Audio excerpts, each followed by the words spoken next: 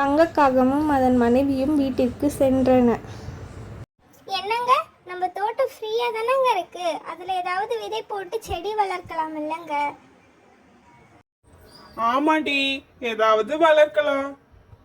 ஆமா, நான் சொல்லும் போது சொல்லுங்க, உங்களுக்கு எந்த யோசனையும் வராது, சும்மா இருக்கிறீங்க. என்னது, நான் சும்மா இருக்கேனா? நான் வேலைக்கு தானே போயின்னு இருக்கேன். சரி, நான் போய் விதைய போட்டுட்டு வரேன். தங்கக்காகம் பை நிறைய விதைகளை கொண்டு அதனுடன் தோட்டத்திற்கு சென்று விதைகளை போட்டன. உடனே போட்ட விதையிலிருந்து செடி வளர்ந்தன. பாத்தீங்களா, நான் சொல்ற மாதிரி செடி வளர்ந்திருக்கு. ஆமாண்டி, சூப்பரா வளர்ந்திருக்கு. திராட்சை நிறைய காய்க்க போகிறது என்று நினைக்கிறேன். காகம் செடிக்காக தண்ணீர் எடுக்க ஆற்றங்கரைக்கு சென்றது. அங்கே லட்சுக்குருவி இருந்தது.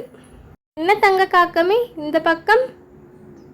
ஏன் நீங்க மட்டும்தான் இங்க தண்ணி எடுக்கணுமா? நான் எடுக்க கூடாதா? ஐயோ, அது இல்லை தங்க காகமே, நீங்க வரமாட்டீங்கல்ல தண்ணி எடுக்க, அதனால நான் கேட்டேன், வேற ஒன்றும் இல்லை. என்ன எதுவும் தப்பா எடுத்துக்காதீங்க. செடிக்காக எடுக்க வந்தேன். தங்கக்காகம் பானை நிறைய தண்ணீரை எடுத்துக்கொண்டு தன்னுடைய தோட்டத்திற்கு வேக வேகமாக பறந்து சென்றது. செடி நிறைய வளர்ந்தது. என்ன தங்கக்காகமே, செடிலாம் நிறைய வளர்ந்திருக்கு. என்ன செடி அது? அமைக்கலையே, அது திராட்சை செடி. திராட்சை செடியா? வெயில் காலம் வேற ஆரம்பமாகி விட்டது, நல்ல வியாபாரமாகும். மாமிக்கிளியே, சரி நீங்க போயிட்டு வாங்க.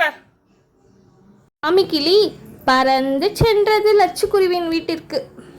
லட்சுக்குருவி, விஷயம் தெரியுமா? என்ன விஷயம் மாமிக்கிளி? நீங்க சொன்னால் தானே எனக்கு தெரியும்.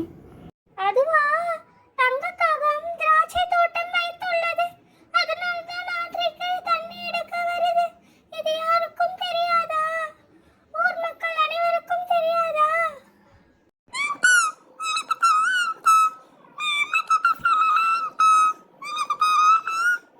பார்த்தீங்களா மாமிக்கிளியே, என்னுடைய குழந்தைக்கு தெரிந்திருக்கு, ஆனால் எனக்கு தெரியவில்லை. ஏன் இந்த தங்கக்காகம் என்னிடம் மறைக்கணும்?